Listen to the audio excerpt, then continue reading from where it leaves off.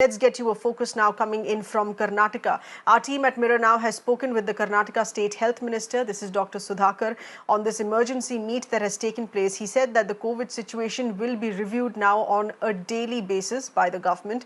Testing targets will have to be reallocated daily. And this is to see an increase in the number of testing. More ambulances there will be inducted, and the vaccination drive that needs to increase as well. Karnataka, they are also reiterating here an increase of inoculation that is done per day for COVID-19. Take a listen in. So what action plan is coming into play as far as, looking into and bringing down the surge here in Bengaluru? Now, that is exactly why we have met today. Our Honorable Prime Minister's direction, and also we have understood because of the rise in numbers in three primary districts. Bangalore, yesterday we had more than 700.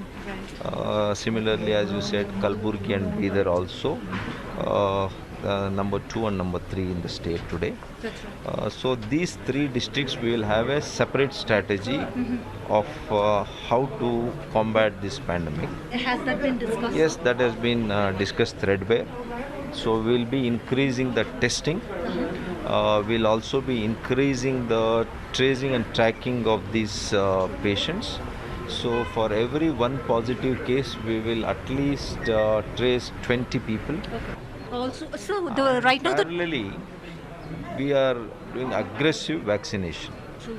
So what are you planning to increase it to, sir, on a daily basis? At least 3 lakh per day. Right now it's 1 lakh. No, it was 1 lakh. Yesterday we have reached 2.5 lakh. We are close to the desired target that we have kept. Are you going back to in terms of bringing back the containment zones? What really were you talking? Of course, any area where we find more than 5 cases, such places will be declared as containment zones. Our correspondent Srija getting us that reaction. She's connected with us here to get us further updates here as well. Srija, take us through measures that people living in Karnataka, and this is coming in from the worst affected cities, that need to know what has changed in the COVID norms right now with the increase in numbers.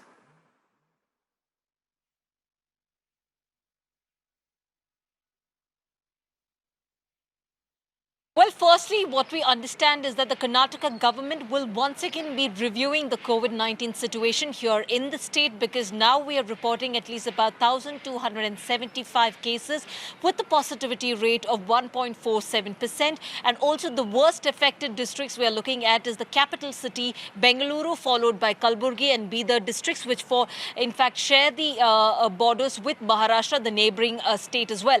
So some of the measures brought in from this particular meeting, what we understand is that they are planning to increase the testing capacity. If we're talking about Bengaluru city, we're looking at nearly where from 30,000, they had just increased to 40,000 about a week ago. Now we hear Dr. K. Sudhakar also saying they're planning to increase the testing, considering the fact that Bengaluru takes the top spot. So if you're looking at Karnataka on the whole, the numbers, especially as far as the testing is concerned, it hovers anywhere between 60,000 till about 1 lakh, because about 2 to 3 weeks ago, we were looking at a testing capacity of 1 lakh, but now clearly it has come down to at least about 70,000. Now, that is something where we understand the Karnataka government, especially the health department, is planning to rework on.